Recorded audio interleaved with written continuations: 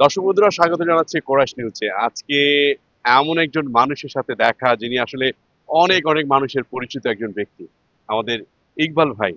ইকবাল ভাই, আপনি কেমন আছেন? কোরাস নিউজে আপনাকে স্বাগত জানাচ্ছি। আলহামদুলিল্লাহ ভালো আছি ইনশাআল্লাহ। ইকবাল ভাই, আসলে এই যে আপনি স্বাভাবিকভাবে সবার সাথে এক ধরনের ভালোবাসা, আপনাকে দেখলে যে কেউ খুব ভালোভাবে আপন করে নেয় এবং আপনিও খুব আপন করে নেন, কেমন লাগে বিষয়টা? না ইনশাআল্লাহ ভালো। আহ, অবশ্যই ভালো। যখন কেউ আমি হাঁটতে যাই এমন লোক বলে যে ভাই আপনার জন্য 5 ওয়াক্ত নামাজ পড়ে দোয়া করি। এটা তো অনেক বড় একটা ব্যাপার, তাই না? আমাকে চিনে না জানে না, সে আমাকে যখন বলে মসজিদে যে সে আমার জন্য দোয়া করে, তাহলে আমি তো অবশ্যই আমার একটা ভাগ্যবান মনে করি, তাই না? আপনি চলচ্চিত্রের অঙ্গনে কাজ করে যাচ্ছেন, বাংলাদেশের ঐতিহ্য তুলে ধরছেন, নানানভাবে ট্র্যাডিশনাল গুলো সারা পৃথিবীতে ছড়িয়ে দিচ্ছেন। একজন পরিচালক হিসেবে আপনি বেশ সাফল্য রয়েছে। কেউ কেউ আপনার ছবি নিয়ে সমালোচনা করেন। সবকিছু মিলিয়ে এই যে আপনি একজন সৃজনশীল মানুষ, এই বিষয়গুলোকে আপনি কিভাবে আপনি উপভোগ করেন?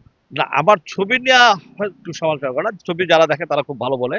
সমালোচনা করে যারা, যদি আমি যাদেরকে উচিত কথাগুলো বলি এবং সত্যটাকে যখন আমি ধরে ধরি, তখন আমার তো কিছু ইন্ডাস্ট্রিতে যেমন আমি নির্বাচন করি এবং আমার তো একটা বিপক্ষ গ্রুপ আছে। তারপরে সবাই তার আপন না, তাই না? অনেকে উচিত কথা শুনতে ভাল লাগে, অনেকের উচিত কথা শুনতে ভাল লাগে না। যাদের ভাল লাগে না তাদের একটু করে, তাতে আবার কিচ্ছু আসা যায় না।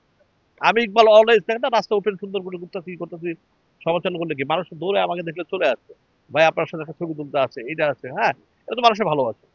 আর আমিও চেষ্টা করি মানুষকে সুন্দর জিনিস উপহার দিতে, ভালো ভালো ছবি দিয়ে উপহার দিতে। এবং প্রত্যেকটা ছবি আল্লাহ রহমত আমি যাকে যেটা বানাইছি বা যেটা প্রযোজক করছি আমি, প্রত্যেকটা ছবি আমার ভালো গেছে এবং সবার সাথে আমার খুব দূরসম্পর্ক।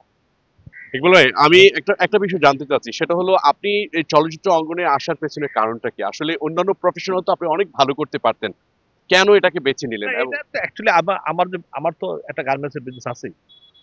আমি তো একটা গার্মেন্টস এর বিজনেস করি, আমি স্টক লোক, আমার তো একটা আছে। এটা তো চলে আসছি, এটা আমার বন্ধু বান্ধব করতে, বন্ধু বান্ধব দেখা দেখে আমি চলে আসছি। চলচ্চিত্রের ক্ষেত্রে আপনি এই কাল সে কাল, আমি যদি বলি রাজ্জাকের কথা বলি, আমাদের সকলের প্রিয় একজন নায়ক সালমান শাহর কথাগুলো যদি বলি, সেই নায়কদের কোন কোন বিষয়গুলো আপনাকে এখন পর্যন্ত আসলে অনুপ্রেরণা দেয় এবং সেই নায়কের সন্ধানগুলো আপনি প্রতিনিয়ত করে যাচ্ছেন?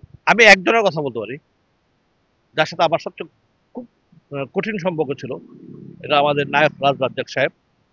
উনি আমাকে খুব আদর করতো এবং ওনার ছেলে একটা ছবি করছে আমার, শুটার সম্রাট, এবং রাজ্জাক ভাই এই ছবিটা নিয়ে অনেক প্রশংসা করতো। এবং এটাই এটাই রাজ্জাক ভাই দেখে গেছে, আর পরবর্তী ছবিটা তার ছেলের ছবি আর দেখতে পারে নাই, শুটারটা দেখে গেছে। এবং উনি আমার প্রত্যেকটা প্রোগ্রামে ছিল, তো উনি আমাকে একটা কথা বলে গেছিল যে ইকবাল, যদি তোমার সমালোচনা নাই হয়, তুমি কিসের স্টার? তোমাকে নিয়ে যে 10 জন ভালো বলবে খারাপ বলবে, তাহলে তুমি তোমাকে স্টার মনে করো। তোমাকে যারা সমালোচনা করবে না, তুমি তাহলে স্টারই না। ঠিক আছে? তা আমি রাজ্জাককে নিয়ে অনেক সমালোচনা করতে, কিন্তু আমি নায়ক রাজ্জাক। তা আমি প্রযোজক সমিতি এবং ডিরেক্টর বাংলাদেশ ফিল্ম ক্লাব, আমি যতবারই নির্বাচন করি সর্বোচ্চ হাইয়েস্ট ভোট পেয়ে আমি পাস করি। তো মানুষ তো আমাকে ভালোবাসছে, সেই জন্য মানুষ আমাকে ভোটগুলো দেয়, তাই না? আপনি কি মনে করেন ইকবাল ভাই যে সমালোচকরাও একটু আড়ালে আপনাকে ভালোবাসে? অবশ্যই, অবশ্যই। এবং আচ্ছা, আমি জানি না আমার বাসায় কেউ মাছ নিয়ে আসে, আমার বাসায় মানে ক্ষেতের জিনিসপত্র নিয়ে আসে, আমি তাদেরকে বলে দিচ্ছি তোমার বাসায় নিয়ে আসো। এক লোক তো 3 দিন ধরে আমার বাসার নিচে দাঁড়ায় আছে, ঠিক আছে? তো আমাকে বলতেছে ভাই 3 দিন, আমি তুমি 3 দিন ধরে কেন দাঁড়া থাকবে, তুমি আগে বললে তো আমাকে পারতো, তাহলে তুমি আমার সাথে দেখা করতে। ভাই আপনার সাথে যদি কিছু বলেন। পরে ওকে নিয়ে আমি সুন্দর আদর টাদর করে আমি সব কিছু করি। আমি আপনার সাথে হয়তো আপনাকে সোশ্যাল মিডিয়ায়, টেলিভিশনে, বিভিন্ন গণমাধ্যমগুলোতে আপনার সাক্ষাৎকার দেখেছি এবং নানানভাবে আমি আপনার অনেক লেখা পড়েছি। আমার কাছে কেন জানি মনে হয় আপনার কাছে যে প্রথম একবার দেখা হয়, আপনি কেন জানি একেবারে খুব আপন করে নেয়। এটা কি আসলে, এটা কি, এটা কি এটা জাদুকরী কোনো বিষয় কিনা? না, এটা জাদুঘর বিষয় না। সমস্ত কিছুর মালিক হলো আল্লাহ। ঠিক আছে? আমরা হলো একটা উছিলা। মানুষের সাথে রিলেশনটা সবচেয়ে বড় জিনিস। আপনার সাথে যদি ভালো রিলেশন করি, আপনি পিছন থেকে আমাকে বলবেন যে ছেলেটা ভালো। আর আপনার সাথে আমি যদি খারাপ ব্যবহার করি, পিছন থেকে আমার টাকে বকা দিবেন। বকা চাই না, ভালোটাই শুনতে চাই। Thank you. ইকবাল ভাই, যে সকল দর্শকরা দেখছেন, বিশেষ করে আপনাকে যারা সারা দেশের মানুষ যারা ভালোবাসে, ভক্ত অনুরাগীদের ক্ষেত্রে যদি একটু আপনি একটু যদি আপনার অনুপ্রেরণার কথা বলেন, এবং সামনে পবিত্র রমজান আসছে, সব মিলে যদি একটু আপনি।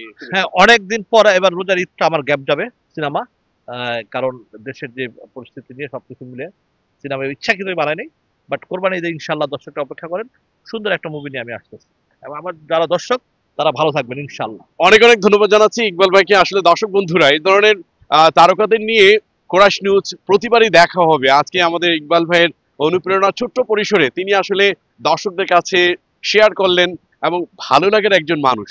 কমেন্ট বক্সে ইকবাল ভাইকে শুভেচ্ছা জানিয়ে কে কি লিখছেন আপনারা লিখতে থাকুন। ভালো থাকুন, কোরাস নিউজের সাথে থাকুন। আমি আবু তাহির নয়ন, আজকে এই পর্যন্তই। আল্লাহ হাফিজ।